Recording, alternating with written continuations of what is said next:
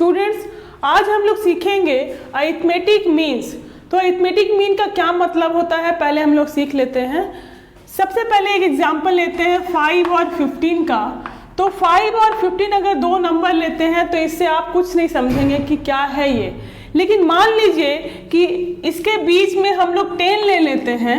तो अगर 10 लेते हैं तो ये पूरा सीक्वेंस हम लोग कन्वर्ट हो जाता है एपी में। ठीक है, तो किस कारण ये एपी में बना? तो 10 के कारण बना, इसलिए 10 को हम लोग बोलते हैं अरिथमेटिक मीन। ठीक है, तो 10 is the arithmetic mean between 5 and 15। उसी तरह से हम लोग एक और एग्जांपल ले सकते हैं 3 और 15 के बीच में। तो 3 और 15 से आप कुछ नहीं समझेंगे, लेकिन मान लीजिए कि हम लोग इसमें 6 डाल देते हैं, 9 डाल देते हैं, 12 डाल देते हैं। ठीक है, तो ये पूरा सीक्वेंस कन्वर्ट हो जाता है एपी में। ठीक है, तो हम किस कारण से ये सीक्वेंस एपी में आया? तो 6, 9 और 12 के कारण आया, इसलिए 6, 9 और 12 को बोलते हैं हम लोग अरिथमेटिक मीन्स। किसके बीच में? 3 और 15 के बीच में। तो 3 को हम लोग बोलते हैं ए और 15 को बोल सकते हैं बी।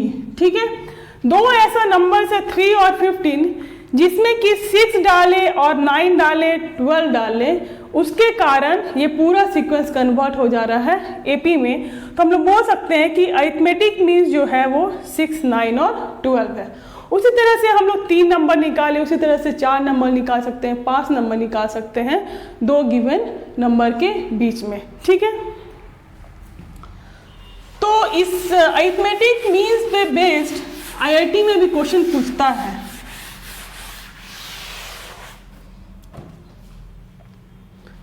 सपोज कीजिए हम लोग के पास ए और बी कोई दो नंबर है ना, उसके बीच में एक अरिथमेटिक मीन फाइंड करना है।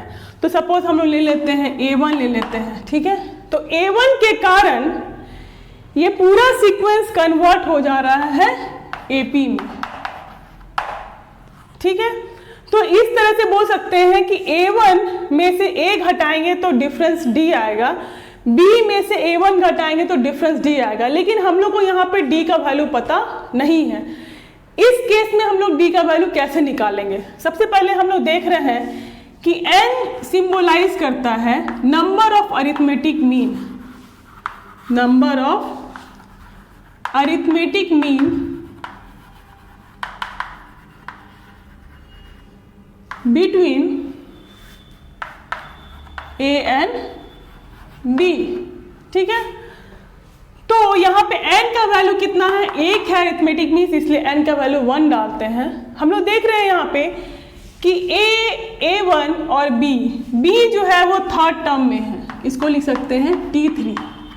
लेकिन अगर n के फॉर्म में कन्वर्ट करना है तो लिख सकते हैं इसको T1 + 2 लिख सकते हैं। ठीक है, उसी तरह से A और B के बीच में हम लोग को निकालना है दो अरिथमेटिक मीन्स A1 और A2। तो A1, A2 के कारण ये पूरा सीक्वेंस कन्वर्ट हो जा रहा है AP में। तो हम लोग बोल सकते हैं कि यहाँ पे n का वैल्यू 2 है। ठीक है, और यहाँ पे लास्ट टर्म जो है, कहने का मतलब B जो है वो 4th टर्म है। 4th टर्म को हम लोग लिख सकते हैं n के टर्म्स में 2 + 2। ठीक है, उसी तरह से A और B के बीच में हम लोग 3 अरिथमेटिक मीन्स ले रहे हैं, A1 ले रहे हैं, A2 ले रहे हैं, A3 ले रहे हैं, है ना। तो इसमें भी क्या हो जाएगा? B किस टर्म में है? 1, 2, 3, 4, 5th टर्म है। लेकिन अगर n के फॉर्म में कन्वर्ट करना है, यहाँ पे n का वैल्यू 3 है, तो लिख सकते हैं T3 + 2। ठीक है, तो उस तरह से हम लोग क्या करेंगे? n अरिथमेटिक मीन्स फाइंड करेंगे बिटवीन A और B को नंबर ऑफ टर्म्स में कन्वर्ट करेंगे, दैट मीन्स T + 2 के टर्म्स में कन्वर्ट करेंगे।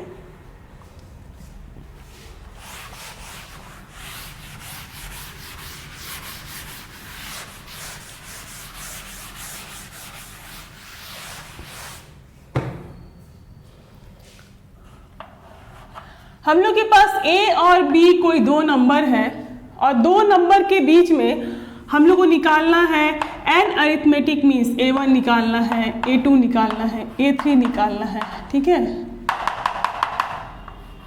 और an निकालना है।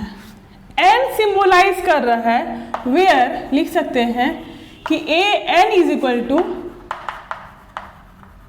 Number of arithmetic means.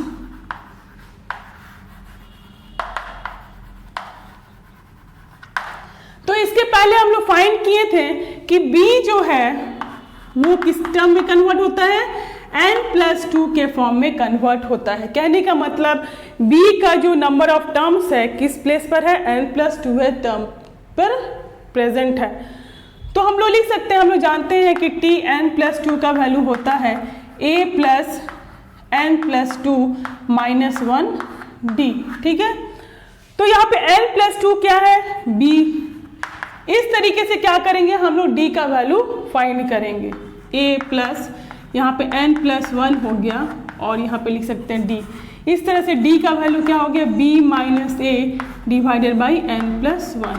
तो यहाँ देख रहे हैं कि ये पूरे सीक्वेंस का कॉमन डिफरेंस का जो वैल्यू आएगा वो दो नंबर्स को घटाएंगे आपस में, और जो अरिथमेटिक मीन्स का नंबर है, नंबर ऑफ अरिथमेटिक मीन में एक जोड़ देंगे तो डिफरेंस का वैल्यू आ जाएगा। इस तरह से हम लोग a1 का वैल्यू निकाल सकते हैं।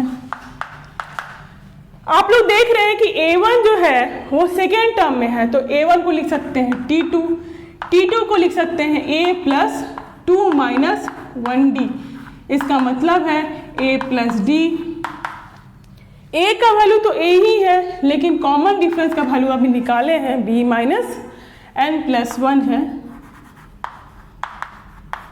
n+1। उसी तरह से a2 का वैल्यू निकालेंगे, तो a2 किस टर्म में है, first second third t3 term में है, तो लिख सकते हैं a प्लस 2d, ओके। तो यहाँ पे लिख सकते हैं d का value b minus a divided by n+1। उसी तरह से हम लोग निकाल सकते हैं a3 का वैल्यू। a3 किस प्लेस पर है, फोर्थ टर्म पे है, तो लिख सकते हैं इसको t4 को लिख सकते हैं a प्लस 4 माइनस 1d, है ना। तो a प्लस क्या हो गया 3d। अब a का वैल्यू तो a ही है फर्स्ट टर्म, लेकिन d का वैल्यू हम लोग यहाँ पे निकाले हैं b minus a by n+1, okay. इस तरह से हम लोग क्या कर सकते हैं, an का वैल्यू जब निकालेंगे तो यहाँ देख रहे हैं कि a3 है तो यहाँ पे 3 है, a2 है तो यहाँ 2 है, a1 है तो यहाँ पे भी 1 है। तो उस तरह से an अगर रहे का निकालना है वैल्यू तो a plus n b minus a divided by n+1। तो डियर स्टूडेंट्स, अगर आपको फाइंड करना है arithmetic means and arithmetic means between a और b, तो इस फॉर्मूला को यूज करके हम लोग फाइंड कर सकते हैं।